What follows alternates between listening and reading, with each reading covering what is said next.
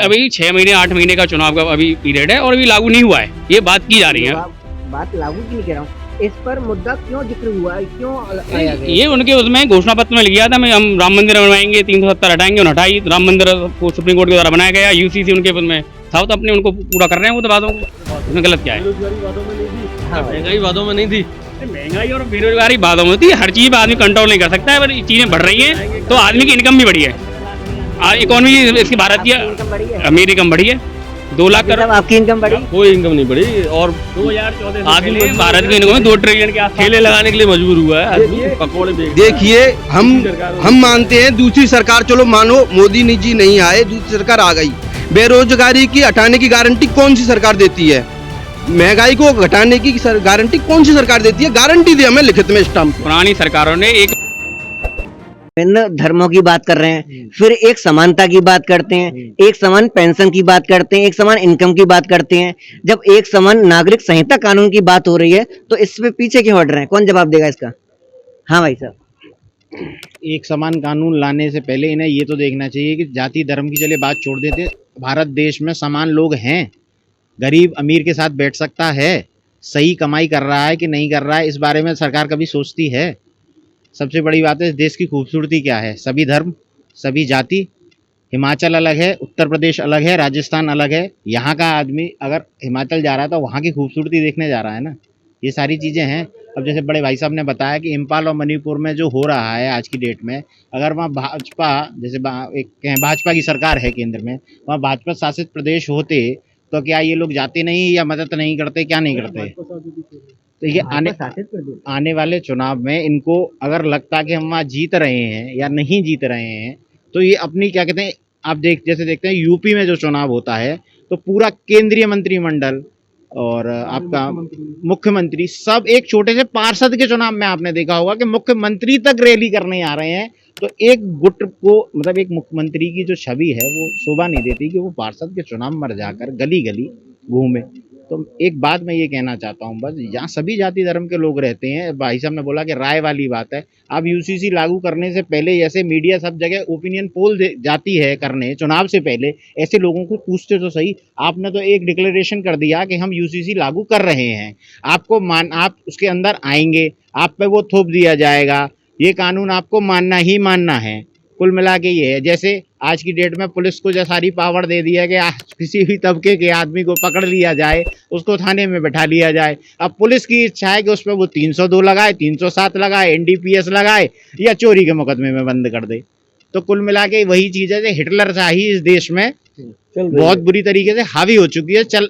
चलना तो बहुत चलती तो स्टार्टिंग में, इस टाइम हावी हो चुकी है। शब्द में बता दो, लागू होना चाहिए या नहीं होना चाहिए? मेरे मानने से नहीं होना चाहिए। हाँ भाई साहब, आपके मेरे मानने से भी नहीं होना चाहिए। आपके मानने से बिल्कुल नहीं होना चाहिए। आपके मानने से वकील साहब? ये हमारे साथी अधिवक्ता जो कह रहे हैं सही कह रहे हैं, इनकी राय अच्छी है। हाँ वकील साहब, तुम क्या कह रहे हो? मेरे मानने से भी नहीं होना चाहिए। नहीं होना चाहिए। तो मैं यहाँ आपको बता दूं, यहाँ पे जो कंक्लूजन निकला है, हमारे मानने से होना चाहिए। क्यों होना चाहिए? देखिए, जब योजना आती है सरकार की, मोदी सरकार की, केंद्र सरकार की, योगी सरकार की, राज्य सरकार की, तो इसमें सबको समान रूप से दी जाती हैं सारी योजनाएं। ऐसा नहीं है किसी को योजना पेंशन की दे दी, हिंदू धर्म को दे दी, अन्य धर्म को नहीं दी। कोई भी योजना है, सारी योजनाएं सबको समान रूप से दी जाती हैं।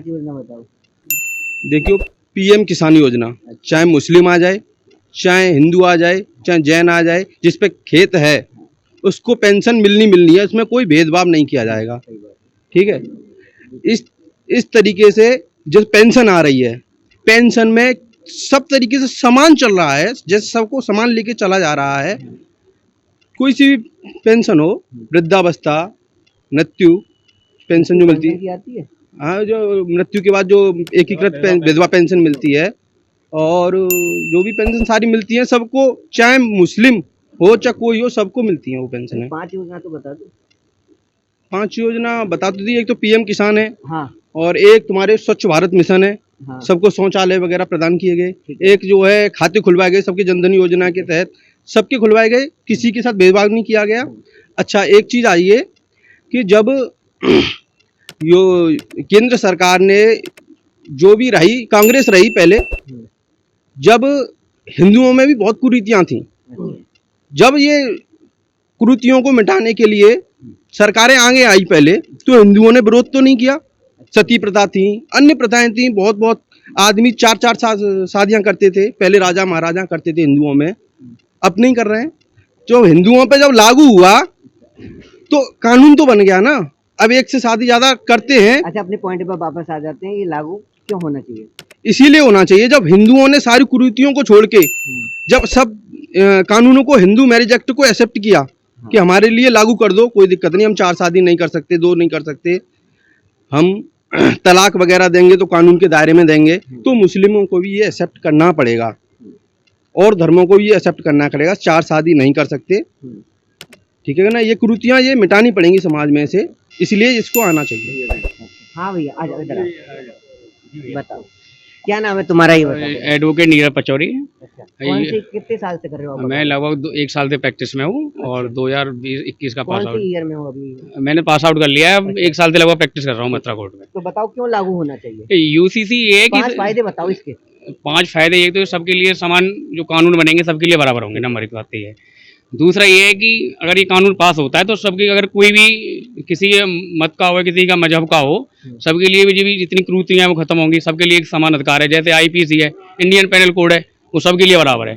तो कोई भी जब सारी चीज़ें जो सरकार द्वारा योजना बनाई जाती है, भाई इस धर्म के लिए अलग होंगी, इस धर्म के अलग होंगी, तो दोनों में डिफरेंस नहीं आएगी, इससे यूसी पास होना चाहिए। तो ये बताओ 2024 के चुनाव के पास में चुनाव नहीं, लगभग पुरानी सरकारों ने एक मजहब को केवल वोट बैंक के रूप में यूज किया है।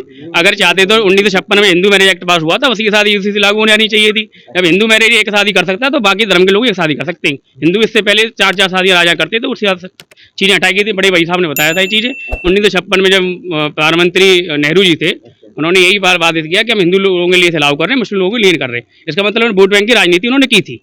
ये सीधा मुद्दा है। यूसीसी पास होना चाहिए जिससे देश का राजनीति, देश और समाज ये हो काम कर रही सके। है। अगर ये यूसीसी आ जाएगी तो आगे भविष्य में ऐसी राजनीति होना बंद हो जाएंगी। जैसे ये हो रही है धर्म के नाम पर, ये धर्म के नाम पर जो धर्म के नाम पर राजनीति जो पहले से कांग्रेस के जमाने से चली आ रही है।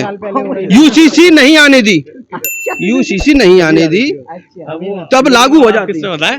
जो आपने बताया था वो थोड़ा सा बताएं कि भैया को कि बाबा अम्बेडकर साहब ने भी इसके लिए मना कर रहा था कि मैं आर्टिकल 35 के तहत जी एक ड्राफ्ट पर चर्चा की गई थी, जिस पर एक समान नागरिक संहिता की सुनिश्चित प्रयास किया गया था, जिसमें कई लोगों ने प्रावधान दिए थे। मोहम्मद इस्माइल खान ने, नजरुद्दीन ने, बी पोकर जी ने और ड्राफ्टिंग कमेटी के chairman doctor B R Ambedkar ने, इन लोगों ने अपने प्रावधान दिए, जिसमें डॉक्टर सॉल्यूशन जो निकला डॉक्टर बी आर अम्बेडकर उस समय की परिस्थिति जो मैं बता तो रहा हूँ, सुन तो लिया करो यार, तुम सुनते नहीं हो, अपनी बात कह रहे हो। इसमें यहाँ नहीं कहा गया कि संहिता बनने के बाद राज्य इसे सभी नागरिकों पर केवल इसलिए लागू करेगा क्योंकि वे नागरिक हैं। यह पूरी तरह से संभव है कि भविष्य में संसद शुरुआत करके प्रावधान कर सकती है कि संहिता केवल उन लोगों पर लागू होगी जो यह घोषणा करते हैं कि वो इस बंदे में होने के लिए तैयार नहीं है। मेरा ये मानना है कि संसद द्वारा ये सारे कानून पास किए जा रहे हैं, ये भी संसद द्वारा कानून पास किया जाएगा। अगर संसद इसे पास करती है उसमें परहेज क्या है, उस समय क्या परिस्थितियां रही होंगी, उस समय क्या मैटर रहे होंगे। जब हिंदू मैरिज एक्ट पास किया गया तो उस समय क्या परिस्थिति रही होंगी। बाबा साहब उस समय नहीं आदमी पढ़ पा रहा होगा, आज समय पढ़े लिखे लोग हैं ज्यादातर, भारत शिक्षित हो रहा है, तो सबके लिए एक समान नागरिक कानून होना चाहिए। यही जिसमें देश का भला है। सही बात, धन्यवाद।